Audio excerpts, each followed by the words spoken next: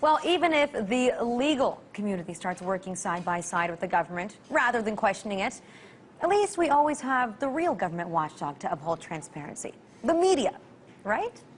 Well, not so much. In fact, the majority of media pundits have not only criticized WikiLeaks and leakers in general and supported the DOJ leading an investigation, they've turned quite vicious. They've begun calling for blood. Take Bill O'Reilly, for instance.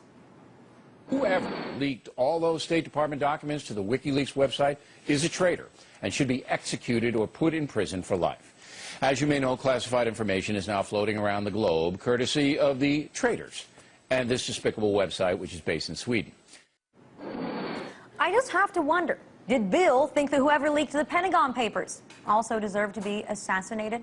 And then if we move beyond the one who stole the information, to the source that they gave it to WikiLeaks, an organization that exists within no real national boundaries, suddenly the media supports circumventing all laws to go out and get them. Take Bill Kristol, who in an article entitled Whack WikiLeaks, wrote the following.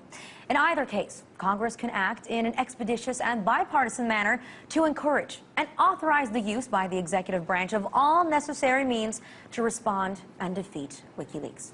All necessary means. So what does that say about our media culture? Have they given up on exposing the government and decided instead only to cuddle it? Well, here to discuss it with me is Jamie McIntyre, former senior Pentagon correspondent for CNN. Jamie, thanks so much for being here. Thanks for having me. Now, tell me what's going on, because honestly, we have Bill O'Reilly coming out. Well, he's talking about the whistleblower, right, saying that they need to be executed. You have Bill Kristol saying that I don't care anymore. Let the president, the executive branch, do whatever they need just to defeat these people, get rid of them. I mean, it sounds like people are going crazy to me. Well, you know, if the media were so upset about these revelations, you'd think maybe they would exercise some restraint in reporting them. But they're going right along with everybody else. There's an element of hypocrisy here.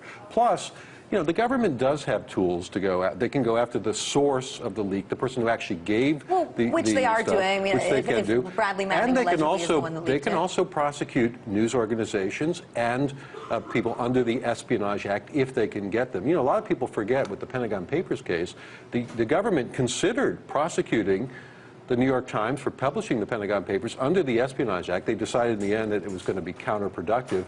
But news organizations are not exempt from that. And frankly, I think, you know, Julian Assange is not the bad guy here.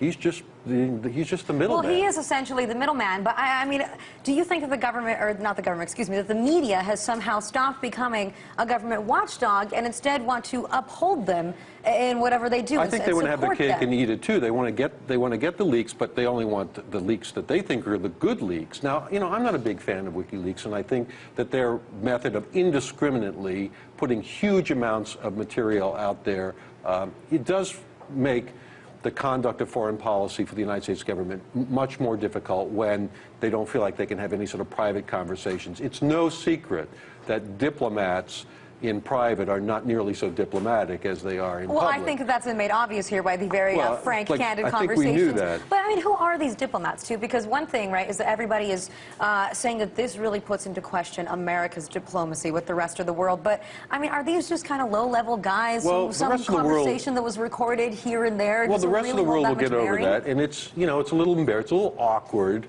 to have those sort of unflattering things come out in public that you thought were going to be private. But the real problem here is that the United States, if it wants to conduct diplomacy in secret, needs to learn how to keep its secrets, and it hasn't adapted to the information age. The fact that a low-level person could get access to hundreds of thousands of pages that would embarrass the U.S. government and give them to anybody, and, you know, the element of hypocrisy here, I think, is, take WikiLeaks out of the picture.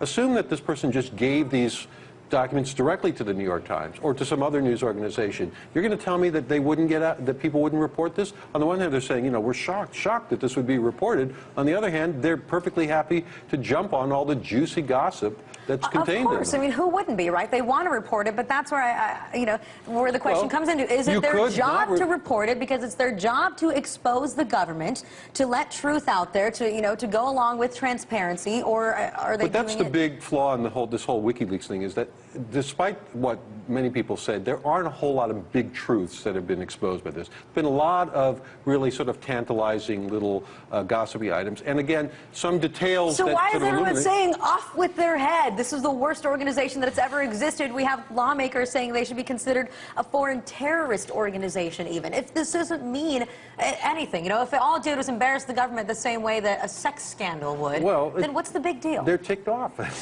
You know, it's embarrassing, it's awkward, it makes life more difficult, but journalists should not be on the side of arguing for more secrecy. The natural result of this is going to be more secrecy, you know, less frankness in cables, more caution, and then it's going to be harder to find out what's going on. It's sort of a counterproductive effect that's Tell me going to this, take place do you here. think, because WikiLeaks, Julian Assange has said that their next big leak is going after a major U.S. bank, right? Everyone is shuddering because we just can't wait to see someone on Wall Street go down. Do you think the media is going to react differently there when suddenly it's not their government, but it's a bank that they're going to be all over It wouldn't surprise me supporting? because it's much easier to demonize banks and big financial institutions or big corporations.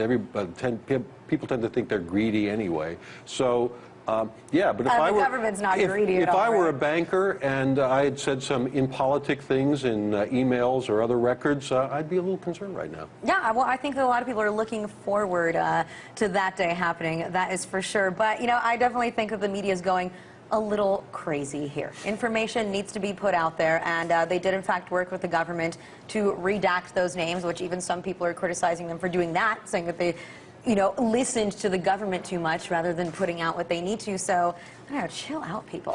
Thank you so much, Jamie, for being here. Thanks for having me.